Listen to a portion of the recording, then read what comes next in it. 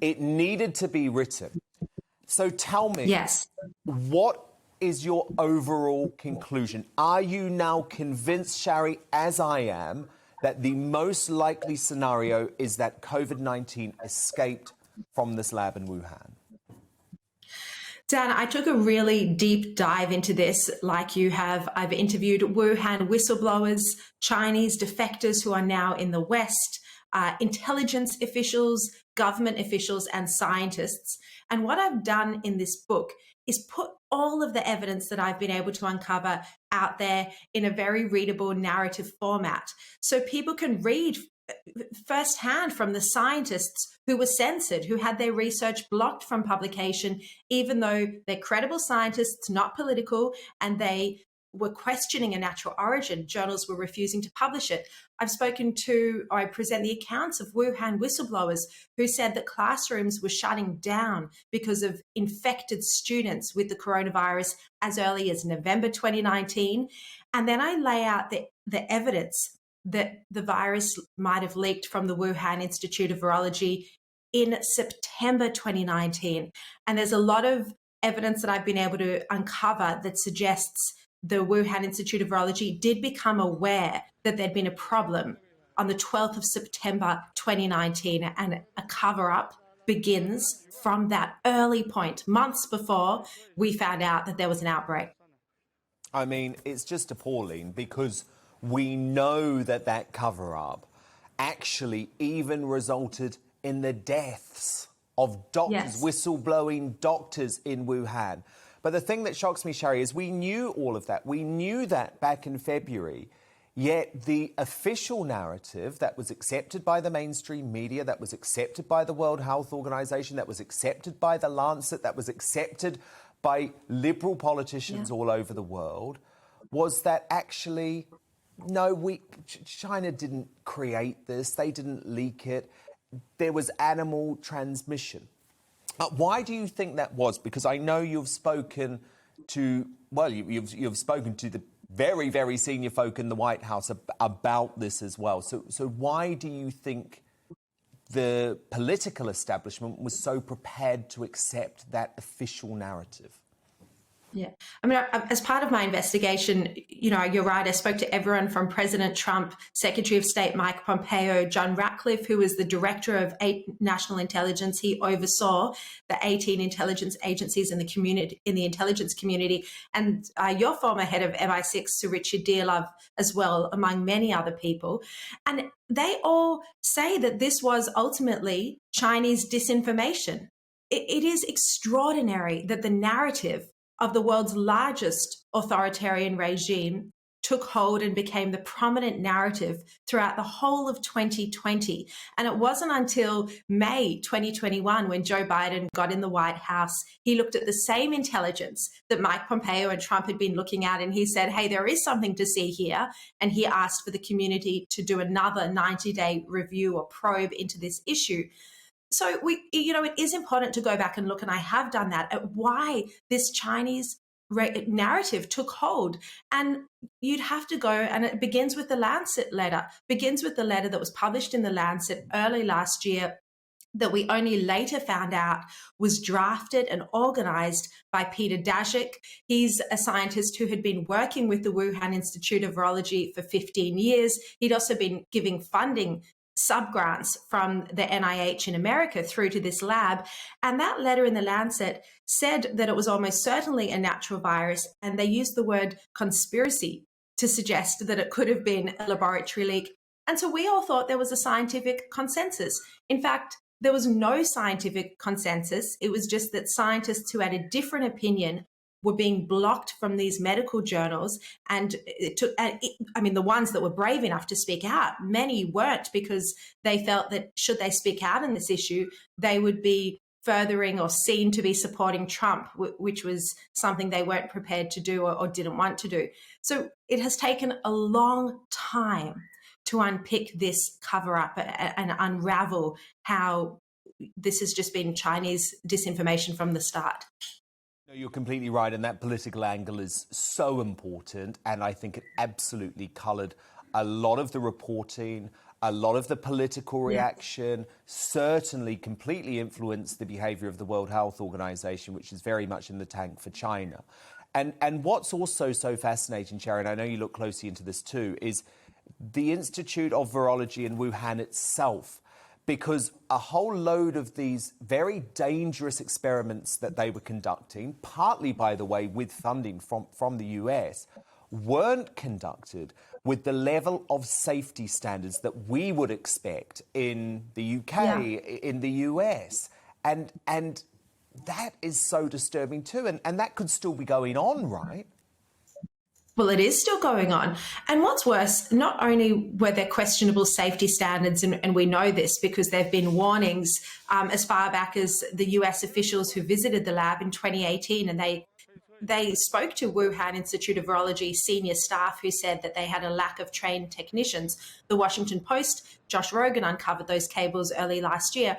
But not only that, we had no oversight in this lab. And this is what really gets me. How could America be funding a lab, hundreds of thousands of dollars going to 60, Dan, I counted up the research papers, 60 research scientific projects at the Wuhan Institute of Virology, say in black and white at the bottom, funded by NIH, mostly NIH, there's other US agencies as well.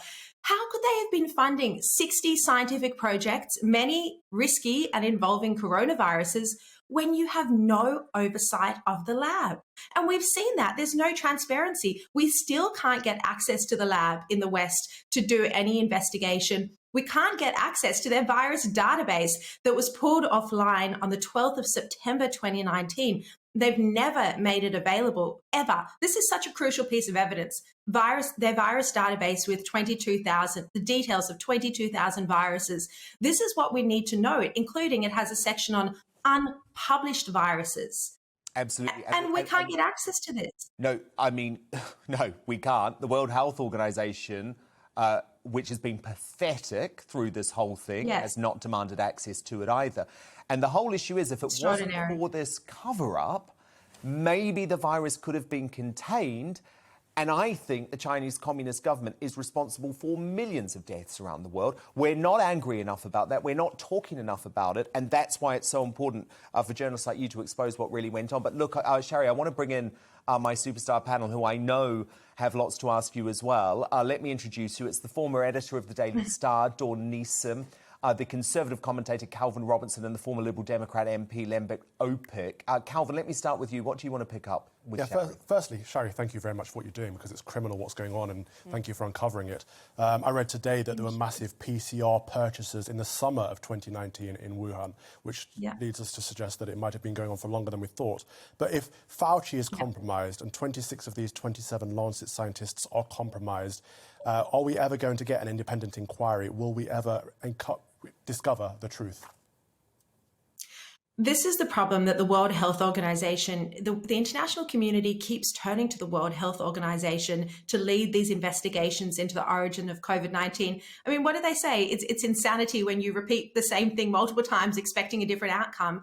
The World Health Organization is compromised. We know that. They are incapable of conducting an independent inquiry. Their last inquiry, as you just said, had so many investigators with conflicts of interest. And at the very start of the pandemic, they were furthering misinformation. I would argue that they are almost as culpable as the Chinese Communist Party for the spread of the virus globally, because the World Health Organization objected to travel bans. When the US, Australia, New Zealand put in a travel ban, they objected to it. So yes, we do need an independent inquiry, but the WHO is not the body to do it. No, absolutely. Lembert. I understand your very coherent argument about this, Sharri, but my concern is it does sound like a conspiracy theory to me. We got Porton Down in the United Kingdom. It's quite possible things could escape from there. We had anthrax, a massive scandal in this country, which clearly did come from British intentional experiments. How can you be sure that this comes from Wuhan? And is it not possible that Wuhan was trying to fix the problem rather than cause it? I think lab leaks are extremely common, and this is a chapter in my book. There's a long history of laboratory accidents. That's not a conspiracy at all. It definitely came from Wuhan. I mean, no one except for the Chinese Communist Party doubts that this pandemic started in Wuhan. So I think that anyone who would suggest otherwise is the one peddling a conspiracy theory. And I think what happened is, I mean, the evidence suggests there was an accident. And people can come to their own conclusion, present based on the evidence and the facts I present in the book. But in my view, the evidence suggests there was an accident that they then moved to cover up. That's what I think the evidence suggests.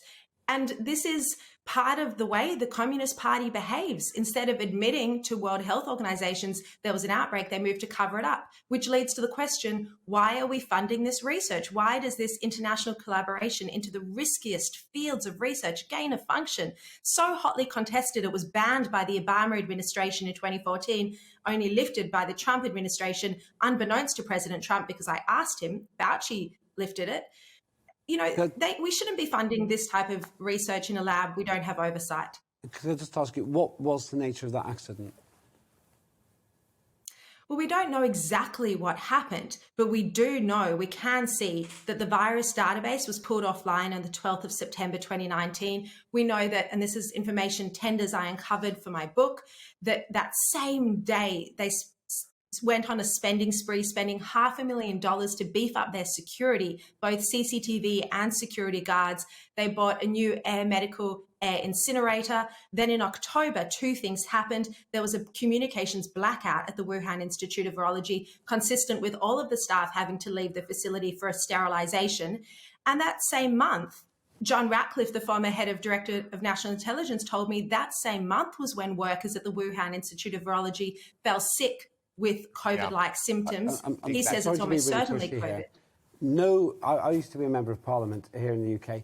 No political system I've ever been involved in responds that quickly.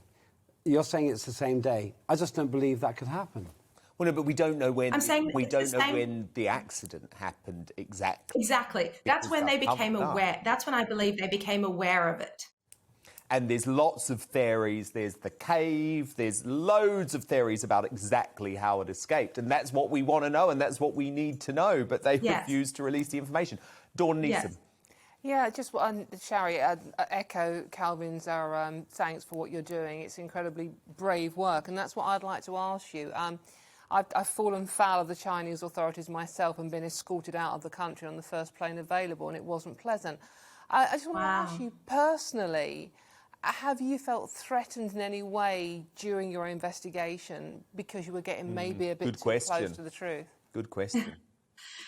No, look, the Chinese Communist Party propaganda outlets have done a lot of, like, dozens of articles on me and my work. They've made videos targeting me, but that's their propaganda machine. I haven't felt, and hopefully it will remain this way, I haven't felt personally threatened in any way. I think maybe being a journalist in the public eye gives you some level of protection, hopefully. But ultimately, this wasn't a consideration really in any case, because I felt that this was such an important topic that I just became, as you sometimes do as a journalist, you became completely passionate or even obsessed with a story, and you have to keep digging all of the time to try and get to the bottom of it and speak to everyone involved. And I went down this deep rabbit hole to produce this book and a documentary as well. So, I was so determined, because when I started on this project, it was being dismissed as a conspiracy theory. It was before Joe Biden's probe. There was this censorship. The tech giants, I mean, Dan, we were talking about the media censorship before, but the tech giants as well. I mean, Facebook only lifted its ban in May this year. Couldn't even post about it. No, indeed. Well, look, it's an absolutely brilliant book. Congratulations, Sharri. There it is. What really happened in Wuhan. Oh, there's a picture of you with the book, so that's much better to look at. And as you say on the cover, a virus like no other, countless infections, millions of deaths, and it is absolutely critical that people like you hold the Chinese government accountable, and we do not let up. And you guys as well. And you guys as Indeed. well, the work we you're will doing keep so doing important. it here. Thank So you. keep in touch, Sharri. We look forward to hearing more from you as your investigations continue, but it's a really brilliant book. Welcome to the GB News YouTube channel. You can watch us live 24 hours a day, catch up on your favourite shows, and join in the conversation in the comments below. Don't forget to subscribe and you'll never miss any of our exclusive content.